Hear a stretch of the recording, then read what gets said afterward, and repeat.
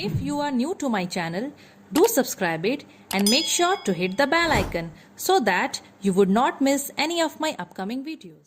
Hello dear students, welcome to the second part of human chromosomes. तो ये आपका second part है और लास्ट पार्ट है, ठीक है।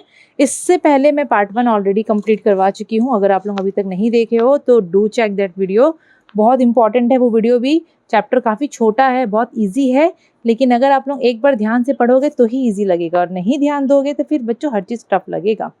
और चैप्टर नंबर 1 का भी बच्चों cell division and cell cycle का भी पूरे वीडियोस आपको प्लेलिस्ट में मिल जाएंगे। अगर आप लोग नहीं देखे हो तो बच्चों वो भी देखो, बहुत बच्चों का डाउट होता है उसमें, तो आप लोग उस वीडियो को देखो और अपना जो भी डाउट सब क्लियर करो।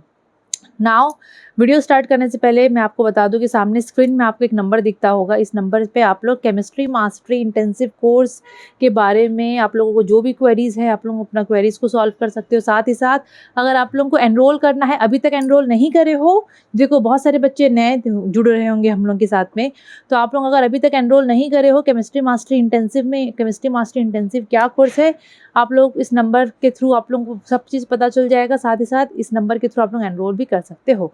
Now without wasting any time let's get started with the video. So बच्चों, स्ट्रक्चर ऑफ डीएनए मॉलिक्यूल, तो मैं आप लोगों को इससे पहले बताई थी फर्स्ट पार्ट में कि डीएनए बच्चों 2 स्ट्रैंड का होता है ना। तो डीएनए मॉलिक्यूल का स्ट्रक्चर के बारे में हम लोग पढ़ेंगे। तो स्टार्टिंग में नहीं पता था कि डीएनए मॉलिक्यूल दिखता कैसा है। So Rosalind Franklin studied the shape of DNA molecules. Okay, Rosalind Franklin, she studied the shape of DNA molecule. Watson and Crick, they worked out the structure of DNA. Question आता है, who worked out the structure of DNA? So Watson and Crick. Clear? DNA का structure कैसा होता है? Double helix. Double helix मतलब कुछ इस तरह, कुछ ऐसा दिखता है डीएनए। दो स्ट्रैंड होता है डीएनए में, ठीक है। तो नॉर्मली बच्चों जो डीएनए होता है उसमें 2 पॉलीन्यूक्लियोटाइड स्ट्रैंड होते हैं। ये जो स्ट्रैंड हो रहा है, ये दिख रहा है स्ट्रैंड, ये स्ट्रैंड दिख रहा है, ये 2 पॉलीन्यूक्लियोटाइड स्ट्रैंड है which are complementary in nature. Complementary का मतलब अगर एक यहाँ से शुरू होकर यहाँ खत्म हुआ है तो दूसरा यहाँ से शुरू होकर यहाँ खत्म होगा।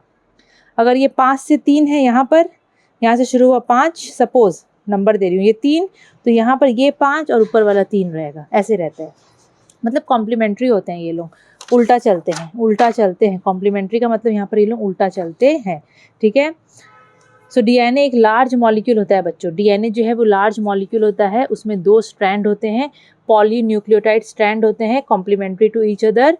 The strands run opposite to each other. जो स्ट्रैंड जो है एक दूसरे से उल्टा चलते हैं, ऑपोजिट डायरेक्शन में भी और ऑपोजिट होते हैं, एंटी पैरेलल होते हैं। Each DNA strand is composed of repeating nucleotide. हर एक डीएनए के लिए बोल रहा है, ये जो डीएनए का स्ट्रैंड है इसमें रिपीट होके कंटिन्यूसली न्यूक्लियोटाइड से बना है, मतलब रिपीटिंग न्यूक्लियोटाइड रिपीट होता है। यहाँ पर न्यूक्लियोटाइड क्या होता है? न्यूक्लियोटाइड 3 चीज़ से बना हुआ रहता है, फॉस्फेट, शुगर और नाइट्रोजीनियस बेसिस। नाइट्रोजीनियस बेसिस मतलब पूरे डीएनए में आपको एक ही टाइप का स्ट्रक्चर दिखेगा।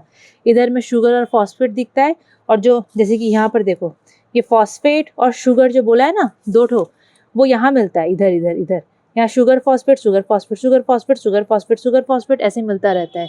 और एक तो जो यहाँ पर बोल रहा है ना तीसरा वाला नाइट्रोजीनियस बेस, वो यहाँ मिलता है, नाइट्रोजीनियस बेस, ऐसे। इसीलिए बोला है कि जो डीएनए होता है it is composed of repeating nucleotide, और न्यूक्लियोटाइड यही सब चीज़ है, pentose phosphate, sugar and nitrogenous base.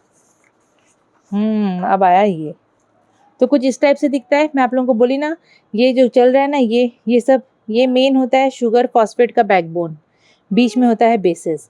अब ये जो बेसिस होते हैं वो भी 2 टाइप के होते हैं, एक होता है प्यूराइन, एक होता है पिरिमिडाइन। 2 ठो प्यूराइन बेसिस मिलते हैं और 2 ठो पिरिमिडाइन बेसिस मिलते हैं, ठीक है। और यहाँ पर देखो ये एंटी पैरेलल है, अगर एक ऐसे जा रहा है डीएनए का स्ट्रैंड तो दूसरा ऊपर से नीचे ऐसे होता है। अब ये जो बेसिस है, जो मैं आप लोगों को नहीं बोली नाइट्रोजीनियस बेस बीच में प्रेजेंट होता है, वही प्यूराइन और पिरिमिडाइन, उसका 2 टाइप होता है बच्चों। अब ये बेसिस का नाम भी हम लोग देख लेते हैं। एक होता है ग्वेनाइन, जिसको जी लिखते हैं, thymine capital T, adenine capital A, cytosine capital C, ठीक है। तो ये बेसिस यहाँ पाए जाते हैं। अब ध्यान से देखना, मैं इसको बीच में आगे में ले आई हूँ। जी के साथ हमेशा C का पेयरिंग होता है, मतलब जी और C एक दूसरे के कॉम्प्लीमेंट्री होते हैं। ग्वेनाइन हमेशा साइटोसाइन के साथ ही पेयरिंग करेगा और दोनों के बीच में हाइड्रोजन बॉन्ड है। ये जब जितने भी दिख रहे हैं मैं जो बॉन्ड बनाई हूँ, ये बॉन्ड, ये बॉन्ड, ये बॉन्ड, ये सब हाइड्रोजन बॉन्ड है बच्चों। जी ग्यूनाइन पेयर्स अप विथ साइटोजाइन, इन दोनों के बीच में ट्रिपल हाइड्रोजन बॉन्ड है। थाइमाइन हमेशा एडेनाइन के साथ बनता है जिसके पास डबल बॉन्ड है, वही ए और T, adenine thymine double bond. जहाँ पर जी और सी या सी और जी दिखेगा ट्रिपल बॉन्ड। तो इस टाइप से बेसिस लोग एक दूसरे के साथ बॉन्ड बना के रहते हैं। ये आपकी बुक में नहीं दिया है, ये मैं अपने हिसाब से आपको समझाने के लिए बनाई हूँ, ठीक है। So each molecule of DNA is a double helix. DNA molecule के लिए बोल रहा है, हर एक मॉलिक्यूल डीएनए, आप लोग डीएनए बोले एक मॉलिक्यूल मतलब 2 ठो स्ट्रैंड आपको उसमें दिखेगा, डबल हेलिक्स स्ट्रैंड होता है उसमें, 2 कॉम्प्लीमेंट्री स्ट्रैंड होते हैं of nucleotides held together by hydrogen bond between G and C and A and T base pair. जो आपको मैं यहाँ बताई सेम चीज़ मैं यहाँ पर लिखी हूँ। अब पढ़ेंगे डीएनए रेप्लिकेशन के बारे में। डीएनए रेप्लिकेशन का मतलब क्या होता है? अगर एक डीएनए से नया डीएनए बन रहा है तो हम लोग उसको बोलते हैं डीएनए रेप्लिकेशन। वो प्रोसेस है जिसमें नया डीएनए का मॉलिक्यूल बनता है, बस उसको हम लोग बोलते हैं DNA replication. DNA replication, DNA replication कैसे होता है यहाँ पर देखो। जब भी डीएनए रेप्लिकेट करता है ना, तो जो डीएनए डबल हेलिक्स है वो एक तरफ से खुल जाता है। जैसे कि पहले डीएनए ऐसे था, ये डीएनए डबल हेलिक्स था। अब ये लोग ये जो जैसे कि हम लोग चोटी बनाते हैं, गूंथते हैं बाल को, हम लोग खोल देते हैं ना। सपोज आपके पास 2 धागा है, आप लोग 2 धागों कैसे ऐसे करके बांध दियो, ऐसे करके जोड़ दियो, ये डीएनए का है। अब ये बोल रहा है कि अब ये लोग खुल गए ऊपर से। तो डीएनए का मॉलिक्यूल था ये डबल स्ट्रैंड का, ये दोनों अलग अलग खुल जाते हैं। रफ में बनाती हूँ, ले पेपर कहाँ गया, पेपर पेपर पेपर। जैसे कि डीएनए ऐसे रहता है,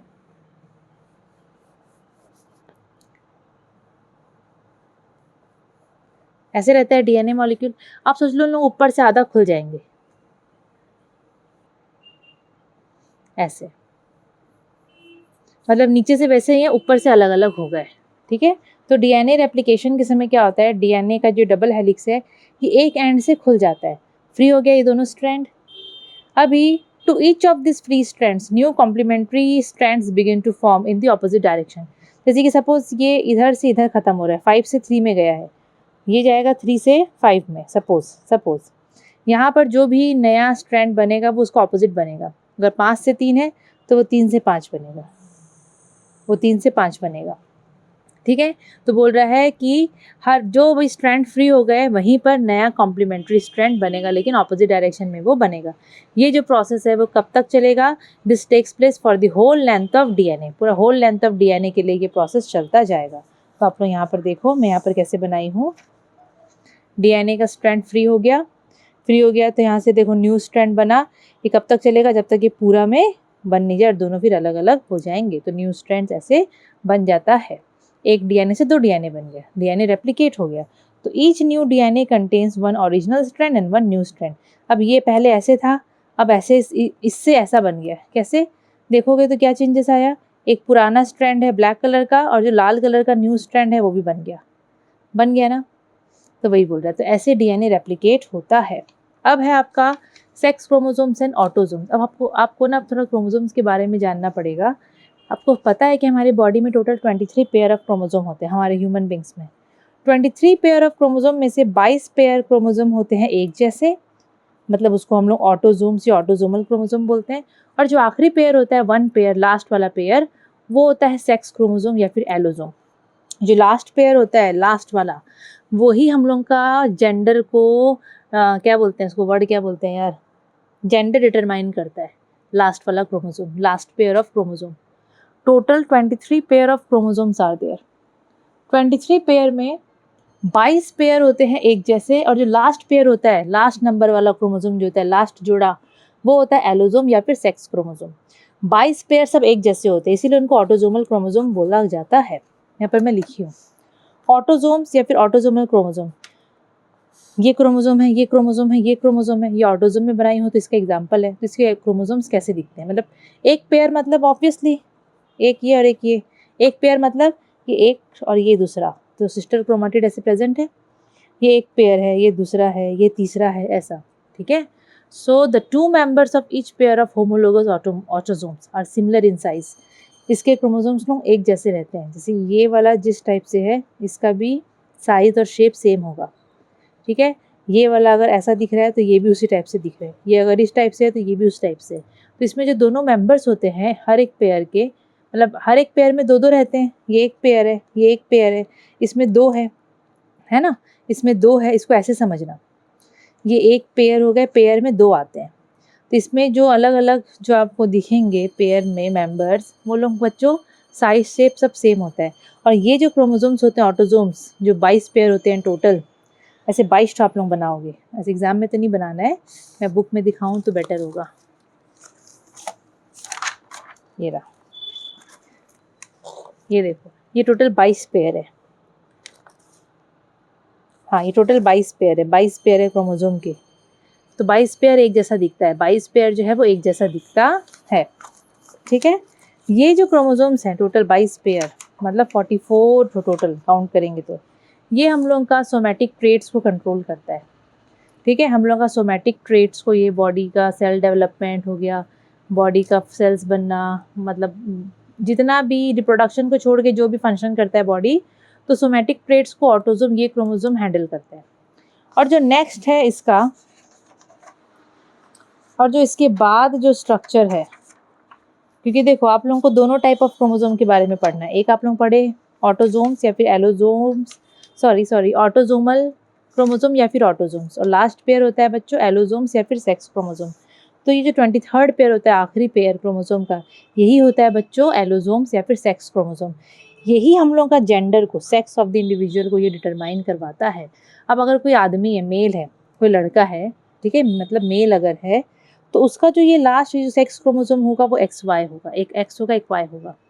और ये लोग एक जैसे दिखते नहीं है। XY मतलब X हमेशा बड़ा होता है, Y क्रोमोसोम छोटा होता है, उसका लंबाई में जो Y है वो छोटा होता है, X बड़ा होता है। तो अगर कोई मेल है, उसमें टोटल क्रोमोसोम कैसे होते होंगे, 22 पेयर तो जो होता है ऑटोसोम्स के प्लस XY। हम लोग इसको हेट्रोमॉर्फिक क्रोमोसोम या फिर हेट्रोगैमेटिक भी बोल सकते हैं, क्योंकि अलग अलग है ये वाला।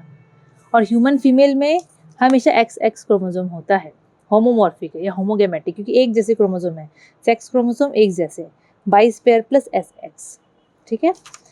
तो ये बच्चों, ये आपको समझ में आ गया।